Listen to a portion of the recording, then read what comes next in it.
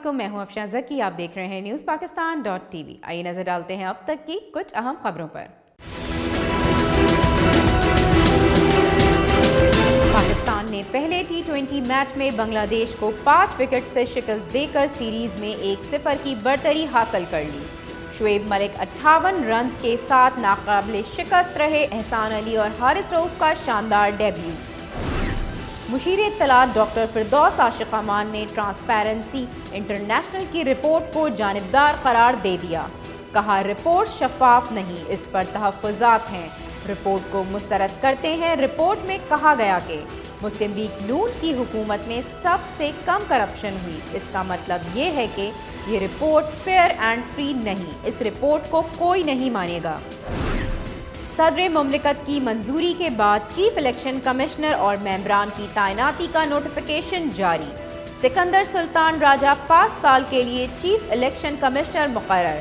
نثار درانی رکن سندھ اور شاہ محمود جتوئی رکن بلوچستان ہوں گے۔ الیکشن کمیشن جلد چیف الیکشن کمشنر کے حلف کے لیے سپریم کورٹ سے رابطہ کرے گا۔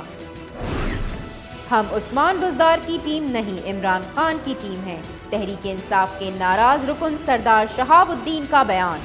کہا یہ کہنا غلط ہے کہ ہمارا گروپ عثمان بزدار نے بنوایا۔ وزیر اعلیٰ سے ملاقات کے بعد بتائیں گے کہ کیا مطالبات ہیں۔ چینی کے بحران کے ذمہ دار جہانگیر ترین اور خسرو بختیار ہیں۔ پاکستان مسلم لیگ نون کے رہنما رانا مشہود کا الزام۔ کہا نااہلوں کے آنے سے ڈالر کا بحران آیا۔ اگر ذمہ داروں کو پکڑ لیا جاتا تو ملک بحرانوں کا شکار نہ ہوتا۔ ملک کو ٹھیکے پر دے دیا گیا ہے۔ اب ان لوگوں کے جانے کا وقت آ گیا ہے۔ یہ جائیں گے تو ہم آئیں گے۔ چین میں پھیلنے والے پراسرار کرونا وائرس سے ہلاک افراد کی تعداد 25 ہو گئی۔ وائرس کی وجوہات کا تاحال پتہ نہیں چل سکا۔ چین کے صوبے ہبئی کے وسطی شہر ووہان سے شروع ہونے والے نئے قسم کے وائرس نے صوبے کے 10 شہروں کو اپنی لپیٹ میں لے لیا۔ وائرس سے متاثرہ افراد کی تعداد 900 ہو گئی۔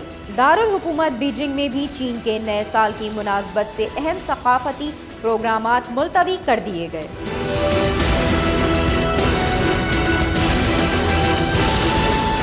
کے لیے اتنا ہی۔ مزید خبروں اور اپڈیٹس کے لیے وزٹ کیجیے ہماری ویب سائٹ newspakistan.tv۔